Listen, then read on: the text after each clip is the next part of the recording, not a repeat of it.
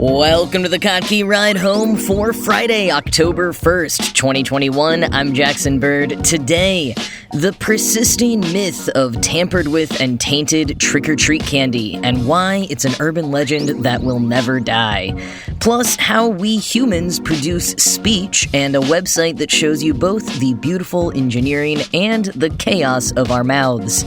And a selection of haunted houses you can sleep over at in case you are looking to up the ante on your spooky experiences this month. Here are some of the cool things from the news today. With increased caution around the spread of germs during our ongoing pandemic, it totally makes sense that parents would be wary about their kids going trick-or-treating later this month. But based on local news headlines and social media posts from police departments, the much bigger concern isn't catching COVID from a neighbor, but rather receiving edibles designed to look like popular candy. One particular tweet from a local news anchor has gone viral. It reads, quote, "Beware, as Halloween gets closer, Bensalem police are warning parents to look at your child's candy before they eat it. They confiscated these snacks that look a lot like the real thing. All are laced with THC." End quote. The accompanying photos show several bags of edibles that are packaged to look just like name brand candies and junk food, Sweet Tarts, Nerds, Cheetos, Sour Patch Kids, but all subtly feature marijuana leaves and words like medicated and descriptions of the THC potency. There's a few issues with this tweet. First, as the takeout points out, it never mentions that these were confiscated from people who were planning to give them to kids. They could have just had them for their own use as adults. And despite the fact that some Pennsylvania lawmakers recently introduced a bill to legalize recreational cannabis, edibles like these are still very much illegal in the town where they were allegedly confiscated. But the other issue is that despite the fact that we go through this every single year, there has never been a case of someone intentionally poisoning or otherwise harming a random kid's trick-or-treat haul. Have there been instances of kids accidentally eating THC gummies and the like with this influx of brightly packaged edibles in recent years? Absolutely, there have been. Cases of kids accidentally finding and eating edibles tripled in Washington state in the years after they legalized recreational cannabis. Fortunately, the kids' symptoms are relatively mild compared to other drugs or poisons, not that that makes it much less frightening or concerning. And if, like me, you're curious how these THC candies are getting away with using such convincing packaging, like, really, look at the photos linked in the show notes. I would probably mistake it for real, too. You know, on the one hand, I feel like products that are explicitly not for kids shouldn't be marketed in a way that's appealing to kids. But on the other, more American hand, how have these people not been sued by Mars and Nestle yet? Well, apparently those corporations are starting to go after them now that edibles have become such a big business. Most of these smaller edible companies stop after they get a cease and desist letter from one of the corporations, and some may struggle to get off the ground because larger dispensaries will often refuse to stock edibles with packaging that could be infringing on trademark or breaking state requirements around child safety for packaging. So it is something that companies and governments are working to stamp out. But the issue at hand is how misleading the packaging of some edibles can be in general, not specifically on Halloween, and not intentionally from strangers. And for one, as so many people on Twitter were quick to point out in response to that local news anchor, these candies come at a premium. Someone would have to be either pretty determined and or rolling in it to be handing out THC candies that come at $30 to $50 a pop to some random neighborhood kids. The truth of the matter is, when it comes to Halloween, the idea that someone might intentionally try to drug, poison, or otherwise harm trick-or-treaters through their candy has always been more myth than reality.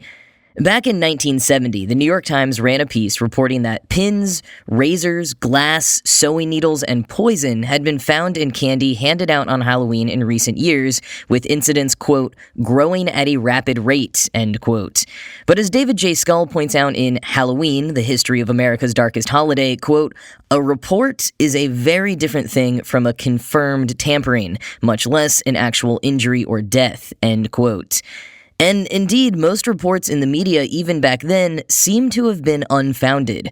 Researchers from California State University investigated 76 cases of trick-or-treat tampering reported by major newspapers like the New York Times, the Chicago Tribune, and the LA Times between 1958 and 1984, and could not find a single instance in which, quote, an anonymous sadist caused death or a life-threatening injury. End quote. If anything, Skull points out, local authorities and the media bringing this up year after year just gives people ideas. That same year that the New York Times scaremongered about sewing pins and apples, a 5-year-old boy in Detroit died of a heroin overdose that was widely publicized as being a result of drugs hidden in candy he got while trick-or-treating, which is what his parents told the authorities. It only came out later that the drugs had actually come from his uncle's house, not his Halloween candy, and the trick-or-treating explanation was just a cover story from his family that everyone was all too eager to believe. Even worse, 4 years later, Ronald O'Brien murdered his own son by putting potassium cyanide in a giant pixie stick, which he claimed he got while taking his kids trick-or-treating. Within just a couple of days, it was discovered that he had put the potassium cyanide there himself in order to get a payout from the insurance policy he'd taken out on his kids. The closest we've ever gotten to someone intentionally poisoning random strangers in this sort of manner was in October of 1982, when someone planted fake capsules filled with potassium cyanide in bottles of extra-strength Tylenol at stores around Chicago. And even though it wasn't related to Halloween candy, it was enough to fuel concerns around taking candy from strangers on the one night a year that we lift that taboo. But if there's never been a confirmed real case of this happening on Halloween, why do the warnings come back year after year? There's a number of reasons wrapped up in sort of culture war type of paranoia, the fear around a rapidly changing world, seeing things like new music trends and the changing politics of the youth as being a sure sign that society is going to the dogs. People are so unhinged and sinful these days, of course they'd be sadistic enough to want to murder kids with tainted candy. But a few journalists also point to the police themselves as exaggerating or even completely fabricating the dangers of drug-laced Halloween candy, much in the same way that they might plant drugs on an innocent person. Over at the libertarian magazine Reason, Jacob Solom has spent several years on the drugged Halloween candy beat and has a litany of examples going back to the mid-90s of police chiefs raising the alarm about edibles disguised as Halloween candy right around the time that their state passed laws weakening restrictions on marijuana consumption. He quotes a blogger from Ladybud, a women's lifestyle publication focused on socially progressive issues including drug war reform, quote, "This is just another way for those who most benefit from marijuana prohibition to try to convince the public that prohibition protects children. The real message here is that the average citizen should be wary of cannabis users. They might want to drug your kids and get them hooked, too." End quote. And yeah, the whole thing really does make it seem like some people took the satirical musical Reefer Madness as fact. Should we be worried about kids accidentally eating edibles that are marketed in ways that will clearly trick them, and let's be honest, trick us adults too? Absolutely. Is anyone intentionally buying up pricey edibles to hand out to kids on Halloween? Almost certainly not. Is anyone intentionally drugging, poisoning, or sticking razor blades into any Halloween candy to hand out to strangers' kids? Also, almost certainly not. And if they are, it's only because they got the idea from decades of people spreading this urban myth. Now, I remember as a kid in the 90s, my dad would never let me eat my Halloween candy until he'd personally inspected each piece for holes in the wrappers or other signs that it had been opened or somehow injected with something. And there were a number of candies that got thrown out each year because they didn't meet his standards. We were never allowed to eat homemade treats from people we didn't know. And hey, if you've got the time, it's not a bad idea to go through your kids' candy just to double check. Or, as Claire Lauer put it over at Lifehacker, quote, "I am, however, all for looking at your child's Halloween haul, so you can pick out a few nice chocolates for yourself as a reward for staying up all night to make their costume. And if you happen to find a weed-laced candy, consider yourself very lucky, for you will surely be the first." End quote.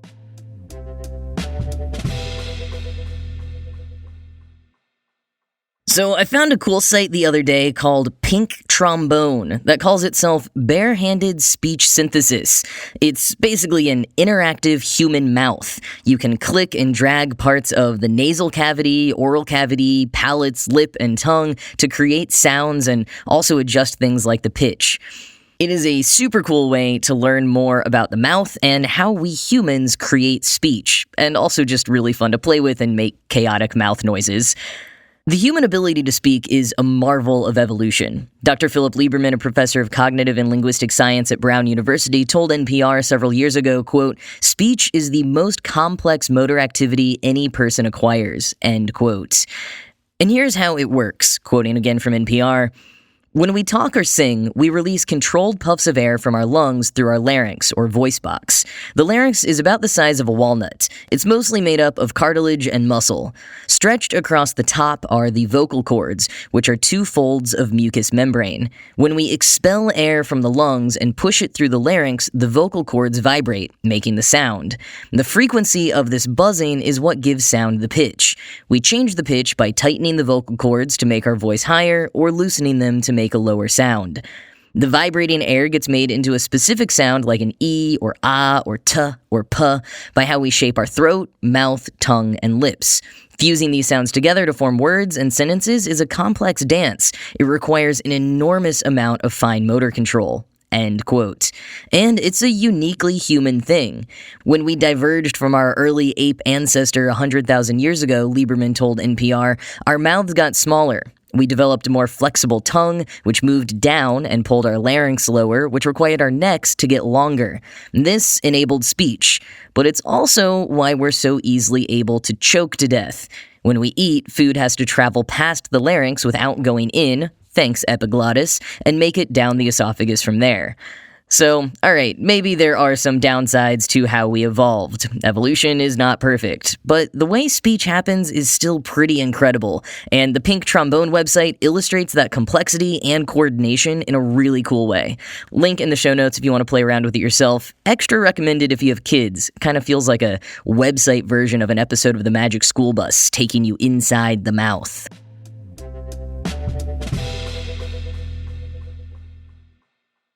Haunted houses aren't just for half-hour walkthroughs anymore.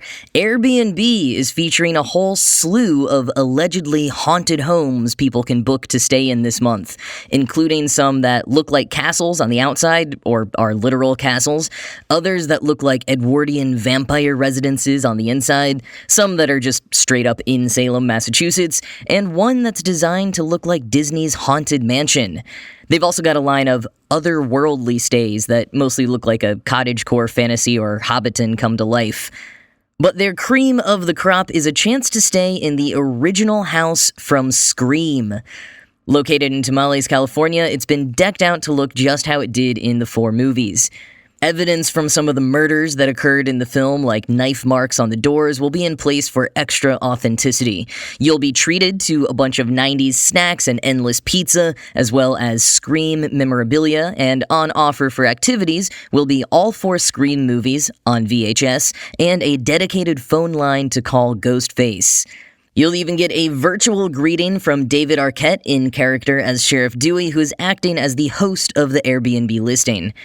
Bookings for October 27th, 29th, and 31st will open on October 12th, and it seems like it's just first come, first serve, so I don't know, hope you're really good at clicking fast.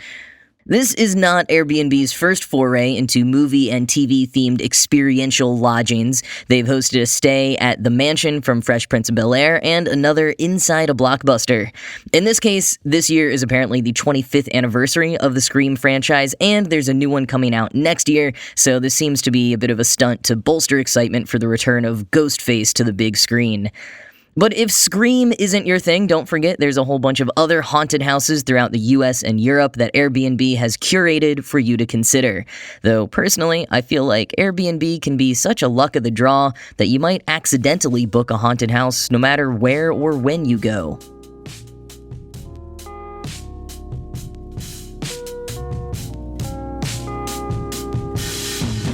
Well, that is it from me for this week. As always, this show was produced by Ride Home Media and Kotke.org. I am Jackson Bird, and I will talk to you again on Monday.